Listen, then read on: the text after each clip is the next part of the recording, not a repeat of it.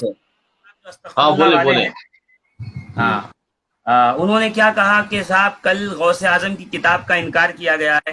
تو میرے بھائی غور سے صرف سر کی نہیں دل کے کان بھی کھولیے، اس لیے کہ بغض رکھنا یہ بہت بری بات ہے.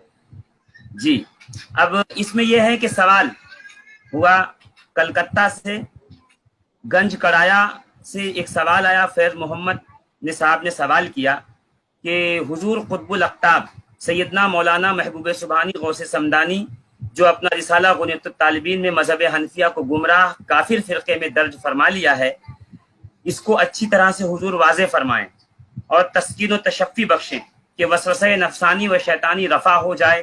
یہ اعلیٰ حضرت سے سوال کیا گیا. اب اعلیٰ حضرت جی جو ہے وہ اس کا جو جواب دے رہے ہیں وہ دیکھ لیجئے. کہتے ہیں بسم اللہ الرحمن الرحیم نحمدہ ونصلی علی رسول الکریم مکرم کرم فرما اکرمکم اللہ تعالی وعلیکم السلام. اولا کتاب غنیۃ الطالبین شریف کی نسبت حضور شیخ عبدالحق محدث دہلوی رحمۃ اللہ علیہ کا تو یہ خیال ہے کہ وہ سرے سے حضور پرنور غوث پاک کی کتاب ہی نہیں ہے، آپ کی تصنیف ہی نہیں ہے. ابن حجر فتاوی حدیثیہ میں فرماتے ہیں کہ خبردار دھوکہ نہ کھانا، اس سے جو امام الاولیاء سردار اسلام مسلمین حضور شیخ عبد القادر جیلانی کی غنیہ میں واقع ہوا ہے کہ اس کتاب میں اسے حضور پر افترا کر کے ایسے شخص نے بڑھا دیا ہے کہ عنقریب اللہ عز و جل اس سے بدلہ لے گا. اب آگے کہتے ہیں اسی کتاب میں تمام اشعریہ یعنی اہل سنت و جماعت کو بدعتی اور گمراہ لکھا گیا ہے، بخلاف اس کے جو اشاعرہ نے کہا ہے کہ اللہ تعالیٰ کا کلام ایسے معنی ہے جو اس کی ذات کے ساتھ قائم ہے اور اللہ تعالیٰ ہر بدعتی گمراہ گر کے لیے کافی ہے. تو کیا کوئی ذی انصاف کہہ سکتا ہے کہ معاذ اللہ یہ سرکار غوث اعظم کا ارشاد ہو جس کتاب میں تمام اہل سنت کو بدعتی و گمراہ کہا جائے؟ شیخ عبدالحق محدث دہلوی حاشیہ نبراس میں فرماتے ہیں یہ کتاب یعنی غنیۃ الطالبین ہرگز غوث اعظم کی کتاب نہیں، اگرچہ غلطی سے اس کی نسبت غوث پاک کی طرف کر دی گئی ہے. علامہ عبدالعزیز پرہاروی فرماتے ہیں کہ غنیۃ الطالبین منسوب ہے غوث اعظم کی طرف، یہ ہرگز غوث اعظم کی کتاب نہیں ہے کیونکہ اس میں موضوع احادیث وافر مقدار سے رکھی گئی ہے.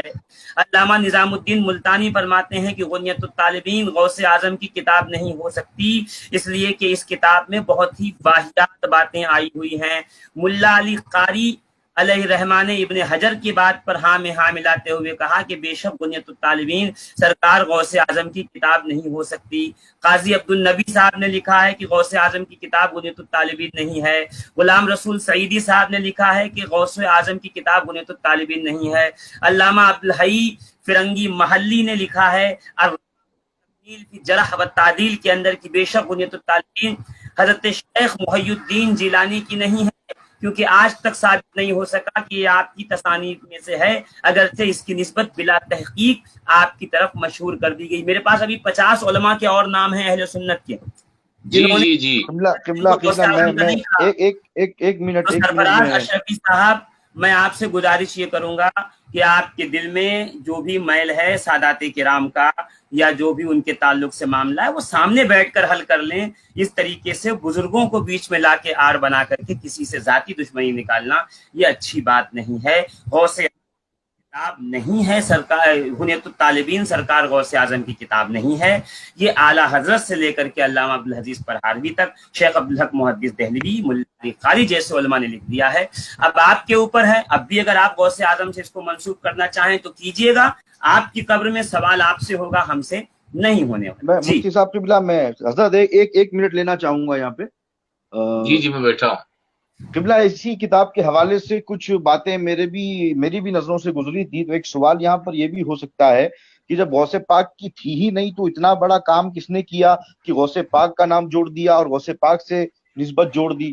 تو میں نے ایک جگہ مطالعہ کیا تھا، کتاب میرے ذہن میں نہیں آ رہی، تو اس میں باقاعدہ یہ چیز لکھی تھی کہ عبد القادر نامی ایک واعظ تھا، ایک مقرر تھا، کوئی خطیب تھا. اس نے ایک کتاب تحریر کی تھی جس نے کتاب لکھنے کے بعد اس نے اپنا نام لکھا عبد القادر. آگے چل کر کے اس کو جو ہے کہ جوڑ دیا گیا سیدنا شیخ عبد القادر جیلانی رضی اللہ تعالی عنہ سے. تو اس تعلق سے میں مفتی صاحب کی تائید چاہتا ہوں کیونکہ میری نظروں سے یہ عبارت بھی گزری تھی. जी जी, सही बात है आपकी।